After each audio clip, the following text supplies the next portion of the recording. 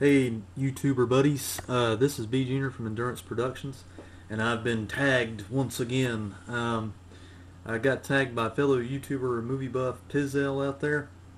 Uh, kind of like pizowell in the same respect. I'm not too hip on the YouTube tagging game. It's not that I won't take part. I mean, far be it from me to undo or not prolong YouTube tradition of tagging, but I just don't do it a whole lot, but I'll give it the old college try here because, yeah, I don't know, it's fun to do every once in a while.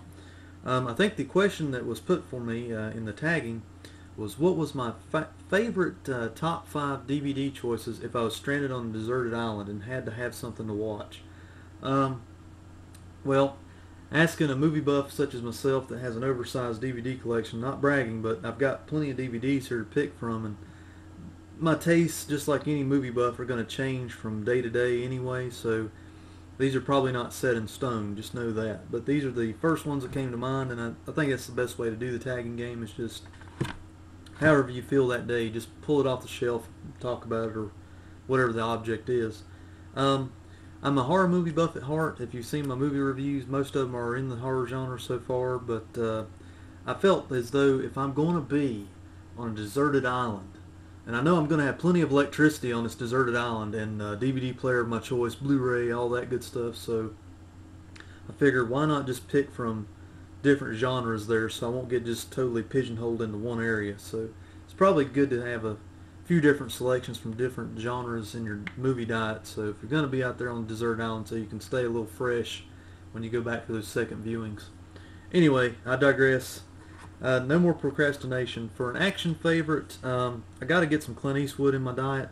I got to go with Dirty Harry, the original from 1971. It's just, what can I say? It's an Americana classic. It's the one that started it all. It really got Clint Eastwood into the American movie mainstream. Can't do wrong with that one. It never gets old to me, no matter how many millions of times I watch it. The action movie toss-up has got to go with Chuck Norris. The original Missing in Action from 1984. I never get tired of this one as well. It's one of those that it has heart behind it. It has to do with real subjects, the American POWs in Vietnam. Chuck Norris actually, he underacts, which is probably the best thing for him. It's one of his best acting efforts because he doesn't do much acting in the movie. But Chuck Norris does do it justice, I think, or does the subject justice. And I've always liked Missing in Action, especially the first one, because I believe it was a groundbreaking movie. It's got good direction style by Joseph Zito. You notice how many Vietnam-based movies started coming out after that: Full Metal Jacket, Platoon, Hamburger Hill. But the first one out, I believe, for that reinvention of the movie, after there's anything post-apocalypse now, which I believe was 1979. This is one that kind of reinvented it, and then the mainstream hit. So anyway, got to get a little crime drama in the movie diet there for my top 5 deserted island picks. It's going to surprise everybody. I do like the Godfather movies, and can't do wrong with this one. The original, 1972, I believe. Marlon Brando. Making an offer that you can't refuse. It's just a great movie. Never get tired of it. So why dilly-dally around? Go with the original. It's the best. For a comedy pick, guys, gotta go with Revenge of the Nerds from my childhood and later years now. I never get tired of it. 1984, safe pick. Just gotta love those good comedy efforts out of those guys. Getting into the horror movies, I'm going to have some horror movies on that deserted island with me, so the safe pick is always going to be Texas Chainsaw Massacre, especially the Blu-ray, because it's got all the great special features on it. This is a movie that I've said on countless occasions. I can find humor in the movie, oddly enough, and I can find utter horror still and unsettling feelings from this movie, so it's always a good bet to go with the original Texas Chainsaw Massacre. As I was saying there, guys, it was a toss-up between the horror movie choice for my deserted island picks of DVDs. I had to break the rules, guys. I know I was supposed to pick 5, but it was a toss-up between the original Texas Chainsaw Massacre and my favorite of the Friday the 13th series, Friday the 13th Part 3D.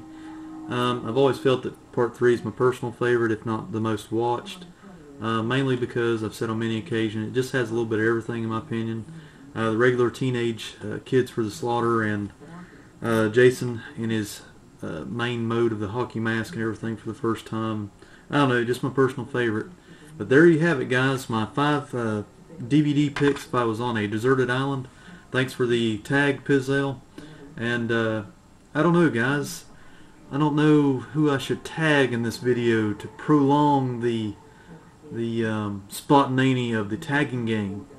Let me think for a moment and I'll insert a little shot here. After a great in-depth thought here, guys, I guess I'm gonna pass on the tag here, and if it's only if the guy wants to do it. I have a lot of respect for him. He's a guy that I've been watching for a long time. I tag formerly Slasher Club. I'm gonna tag Runk over there.